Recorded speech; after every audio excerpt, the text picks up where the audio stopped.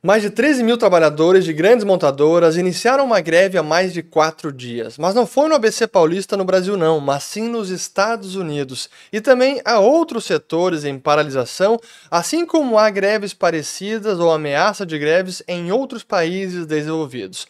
Então nesse vídeo eu quero mostrar para vocês por que isso está acontecendo e qual a causa raiz que une todos esses movimentos. Começando pela greve dos United Automobile Workers, que é o sindicato dos trabalhadores do setor automotivo nos Estados Unidos, que pela primeira vez na história começou uma paralisação contra as três grandes, General Motors, Ford e também a Chrysler, que agora faz parte do conglomerado chamado Stellantis. E ela começou no dia 15 de setembro e ainda sem nenhuma perspectiva de acabar.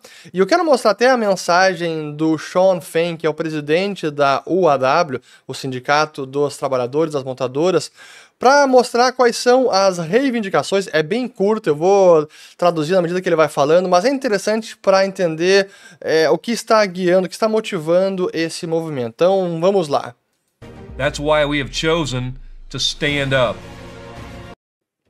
Por isso que nós escolhemos nos levantarmos, stand up. Isso aqui até é um trocadilho, porque a primeira grande greve do Sindicato dos Trabalhadores foi em 1937, e ao contrário de stand up, era sit down, porque os trabalhadores escolheram simplesmente sentar nas fábricas e não trabalhar. Agora a estratégia é um pouco diferente, que eles chamam de stand up, mas prossigamos. We're taking a stand against corporate greed. Nós vamos nos posicionar contra a ganância corporativa. We're taking a stand against inequality. Vamos nos posicionar contra a desigualdade. And we're taking a stand to end tears. E também vamos nos posicionar contra as faixas salariais. To win back cost of living allowance.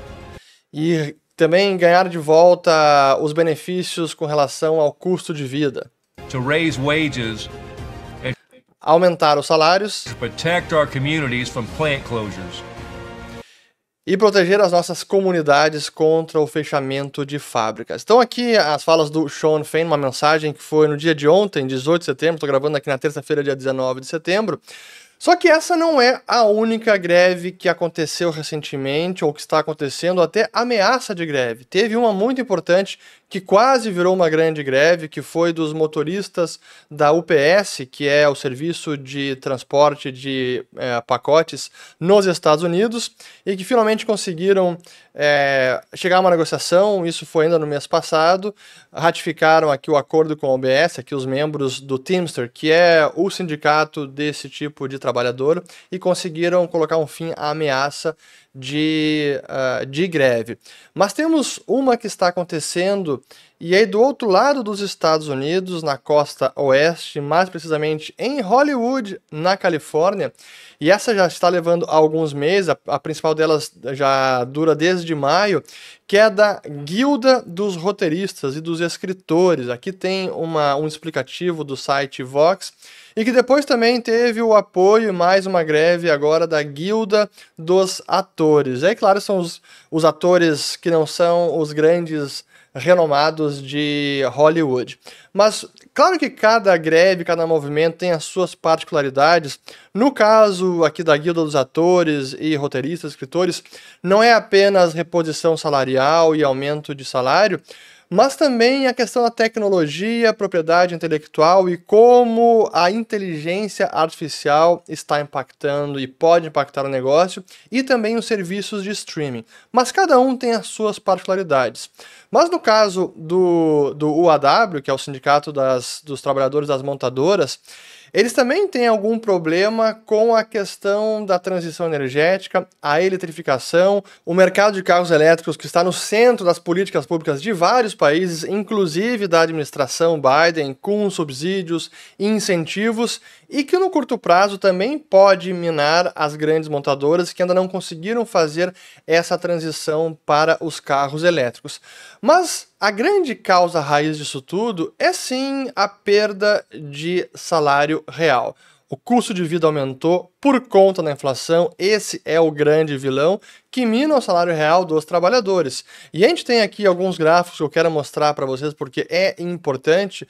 Aqui no caso dos trabalhadores do setor de manufatura de veículos, a gente vê como o salário vem caindo, especialmente de 2003 para agora. Esse é o salário médio por hora, enquanto do restante do setor privado até tem subido aqui nesse período de 3 décadas praticamente. Mas temos outros gráficos, deixa eu mostrar mais um aqui, essa é de uma matéria do Wall Street Journal, também saiu ontem aqui, que mostra o grande problema de 2020 para agora, que foi a alta da inflação que superou a alta dos salários. Então, o rendimento dos trabalhadores nesse setor, ele não está conseguindo acompanhar a inflação, a perda de poder de compra do dinheiro.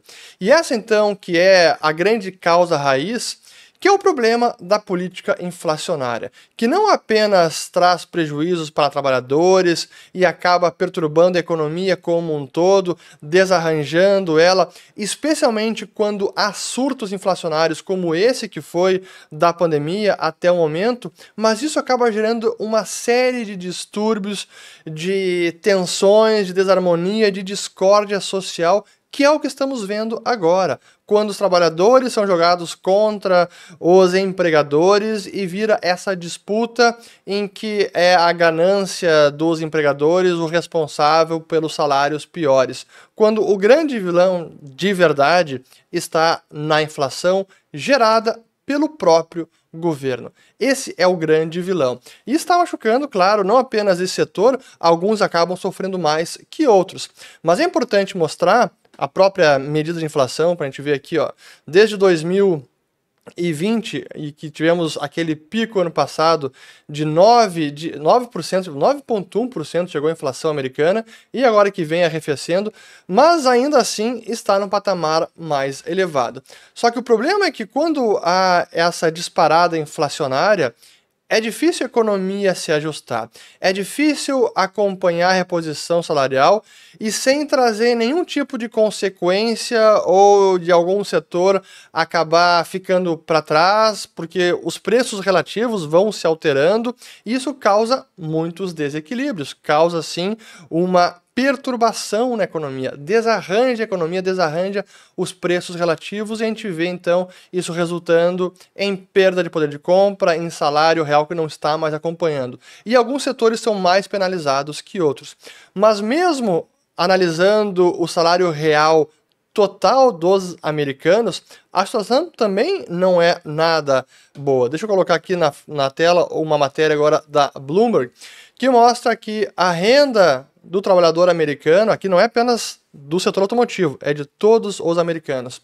A renda ajustada pela inflação está caindo pelo terceiro ano consecutivo. Então veja aqui, 2022 caiu 2,3%, aí 2021 0,4%, 2020 2%. E o cenário tão ruim quanto esse só na grande crise financeira de 2008.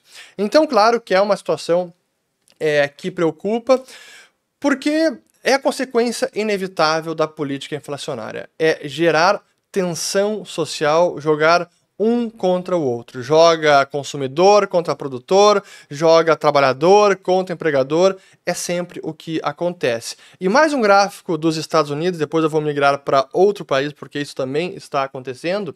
Aqui a gente vê outra matéria do Wall Street Journal, que mostra que os Estados Unidos perderam 4,1 milhões de dias de trabalho no mês passado, que foi agosto, antes da greve dos trabalhadores das montadoras, que já é o maior patamar desde o ano 2000. E possivelmente esse patamar deve subir agora no mês de setembro e bater um recorde, porque essa é a consequência inevitável. E aí o outro país que também está sofrendo com greves e ameaças de greves é o Reino Unido. Aqui temos, vou colocar, esse gráfico vai só até março desse ano, que mostra a quantidade de dias perdidos, que chegou a 3,6 milhões, isso num período de 10 meses, e em março deste ano, e que é o maior nível de perda de trabalhos por conta de paralisações, greves, etc., alguma parada de trabalhadores. Algo assim só se via lá no fim da década de 90, em meados de 90, quando houve grandes problemas de inflação no Reino Unido e também de paralisação e greve de trabalhadores. E claro, a inflação no Reino Unido, colocando aqui na tela, que chegou a 11,1% no começo foi em outubro do ano passado, e agora ainda está em 6,8% ao ano.